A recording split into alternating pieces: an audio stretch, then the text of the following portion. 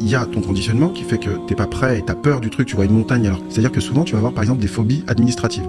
Tu vois, quand tu reçois des trucs, tu dis, ah là, ça y est, il va y avoir ça, l'administratif c'est compliqué. Parce qu'on sait, par expérience, que c'est compliqué.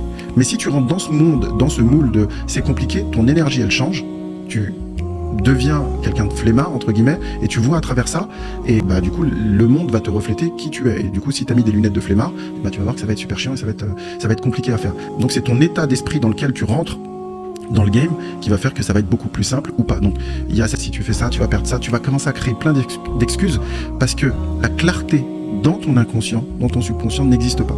Si c'est clair pour toi et que tu as un objectif qui est au-dessus de tout ça, tu vas même pas te poser de questions, tu vas faire le truc et tu vas passer à autre chose. Mais si tu commences à réfléchir, le problème souvent c'est qu'on réfléchit. La procrastination est un fléau qui touche presque tout être humain, car c'est elle qui nous empêche parfois de passer à l'action et de pouvoir atteindre nos objectifs comme on le recherche, que ce soit des objectifs financiers, personnels, professionnels, etc. Pour mieux comprendre ce fléau, nous allons passer dans cette vidéo par M. Hachim dans le podcast de M. Alec Henry qui va nous décrypter comment est-ce que comprendre la procrastination, comment est-ce qu'on pourra aussi la contourner et aussi nous permettre à atteindre nos différents objectifs. Sans plus tarder, regardez la vidéo jusqu'à la fin pour comprendre réellement ce fléau qui touche et qui détruit presque le rêve de tout un chacun. Bonne écoute à vous et surtout, n'hésitez pas à vous abonner, ne pas rater si vous avez aimé et laissez en commentaire vos points de vue. La procrastination, tu l'évoques. Il me semble que tu as fait une petite vidéo illustrée podcast, ouais. Voilà, sur la procrastination. Je trouve super d'ailleurs les petits formats là, que tu as mis en Reels avec les illustrations sur la peur, sur la procrastination, sur tout ça. On va en parler. La procrastination, c'est quoi la source et comment justement vaincre la procrastination? Procrastination, la source, c'est toujours pareil. C'est toi. Mais qui est toi? Tu vois, quand je te dis toi, il y a toujours, on se dit, mais voilà, c'est comme si je pose la question, mais qui tu es réellement en fait? Souvent, on se dit, bah moi, je suis mais non, en fait, il y a une grosse partie de toi que tu ne connais pas, et c'est cette partie-là qui freine, c'est ton inconscient qui freine, et ton inconscient, il est basé de quoi? Du conditionnement, donc c'est-à-dire de ce que tu penses à longueur de journée, et ce que tu penses aujourd'hui, c'est à 98% les mêmes pensées qu'hier. Et ce qui veut dire que c'est toute ton histoire que tu te balades et cette histoire-là, elle n'a pas envie de bouger. Et des fois, quand tu vas procrastiner, tu vas vouloir décaler quelque chose en disant, bah voilà, pas tout de suite, machin. Parce qu'au fond de toi, il y a une partie qui n'est pas OK avec ça, qui n'est pas alignée avec le fait de partir au charbon, de se dire, ah là, ça va me prendre la tête et tout ça. Il y a deux choses. Il y a ton conditionnement qui fait que t'es pas prêt et t'as peur du truc, tu vois une montagne alors que finalement si tu commences petit à petit, c'est pour ça qu'on te demande de découper les tâches le plus petit possible pour pouvoir avancer et trucs. Et le point le plus important, j'allais dire le deuxième, mais qui fait partie, c'est la représentation que tu as de la tâche. C'est-à-dire que souvent tu vas avoir par exemple des phobies administratives. Tu vois, quand tu reçois des trucs, tu te dis ah là, ça y est, il va y avoir ça. L'administratif c'est compliqué parce qu'on sait par expérience que c'est compliqué. Mais si tu rentres dans ce monde, dans ce moule de c'est compliqué, ton énergie elle change, tu deviens quelqu'un de flemmard entre guillemets et tu vois à travers ça et bah du coup le monde va te refléter qui tu es et du coup si tu as mis des lunettes de flemmard et bah tu vas voir que ça va être super chiant et ça va être compliqué à faire. Donc c'est ton état d'esprit dans lequel tu rentres dans le game qui va faire que ça va être beaucoup plus simple ou pas. Donc il y a cette partie croyance et on va en revenir je pense, revenir dessus, qui va te bloquer en te disant oui mais si tu fais ça tu vas perdre ça, tu vas commencer à créer plein d'excuses parce que la clarté dans ton inconscient, dans ton subconscient n'existe pas. Si c'est clair pour toi et que tu as un objectif qui est au-dessus de tout ça, tu vas même pas te poser de questions, tu vas faire le truc et tu vas passer à autre chose. Mais si tu commences à réfléchir, le problème souvent c'est qu'on réfléchit.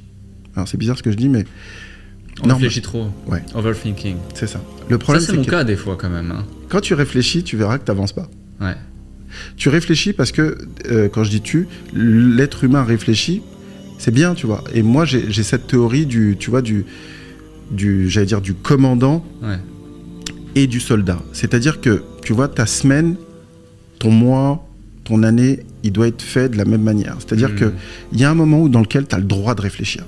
Et tu te poses pas de questions et tu te limites pas. Et tu vois, tu réfléchis, tu fais ce que tu veux. Mais il y a un moment, tu t'arrêtes. Et une fois que tu t'arrêtes, tu deviens soldat. Ouais. Et une fois que tu deviens soldat, jamais tu remets en cause ce qui a été décidé par le commandement.